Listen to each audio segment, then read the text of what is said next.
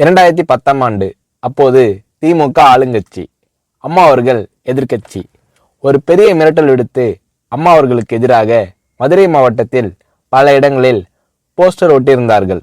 அந்த போஸ்டரில் அம்மா அவர்கள் மதுரைக்கு வந்தால் திரும்பி செல்ல மாட்டார், மதுரைக்கு அம்மா அவர்கள் வரக்கூடாது என்று மதுரை மாவட்டத்தில் பல இடங்களில் அந்த போஸ்டரை ஒட்டி பெரிய மிரட்டல் எல்லாம் கொடுத்தார்கள்.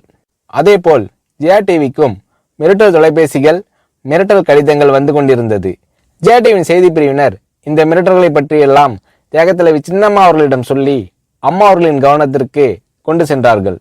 அம்மா அவர்கள் துணிச்சல், வீரம், கம்பீரம் இவற்றின் ஒட்டுமொத்த உருவம்.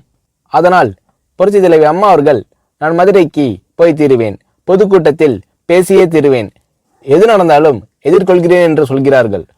ஒரு கட்டத்தில் ஜெயா டிவிக்கு மிரட்டல் எப்படி வருகிறது என்றால், ஜெயா டிவியின் அலுவலகத்தை வெடிகுண்டு வைத்து தகர்ப்போம், அம்மா அவர்கள் மதுரைக்கு வந்தால் ஜெயா டிவியை ஒழிப்போம், இப்படியெல்லாம் நிறைய மிரட்டல்கள் தொலைபேசியின் வாயிலாகவும் கடிதத்தின் வாயிலாகவும் வந்து கொண்டிருக்கிறது.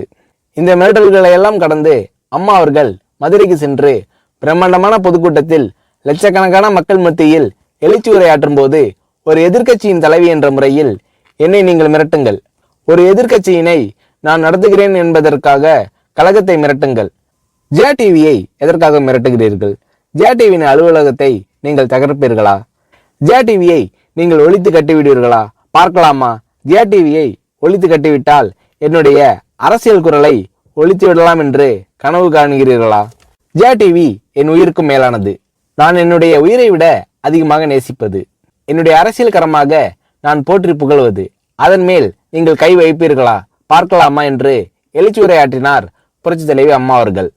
இப்படியெல்லாம் அம்மா அவர்களின் அன்புக்கும் மரியாதைக்கும் பாத்திரமாக ஜெயா டிவி இருந்தது.